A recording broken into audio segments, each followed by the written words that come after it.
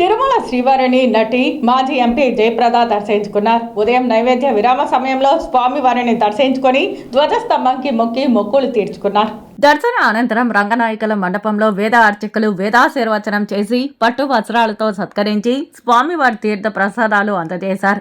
AP BJP అధ్యక్షురాలు పురంధేశ్వరి ఆహ్వానిస్తే ప్రచారం చేయడానికి వస్తానని అన్నారు. ఆంధ్రాలో యువతకి ఉద్యోగాలు రావాలని, మంచి పరిపాలన కోసం కేంద్రంలో బీజేపీ, రాష్ట్రంలో కూటమి అధికారంలోకి రావాలని కోరుకున్నానని జయప్రద అన్నారు.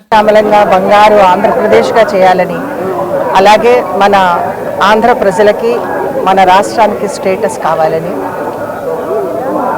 విద్యా వైద్యంలో అలాగే రైతులకి వాళ్ళకి మినిమం సపోర్ట్ ప్రైస్ ఇవ్వాలని, ఇవన్నీ కూడా ప్రజలకు కావలసినటువంటి కోరికలు, వాళ్ళకి అవసరాలు కూడా.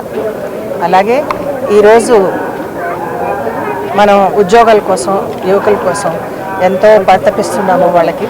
కాబట్టి వీళ్ళందరికీ కూడా ఆ భగవంతుడు స్వామి వెంకటేశ్వర స్వామి అనుకున్న కోరికలన్నీ నెరవేర్చాలని మనస్ఫూర్తిగా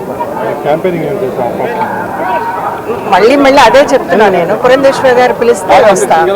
మరి బీజేపీ నుంచి ఆమె పిలవాలి కదా, సో ఆమె అధ్యక్షురాలు కాబట్టి ఆమె పిలిస్తే తప్పకుండా వస్తాను.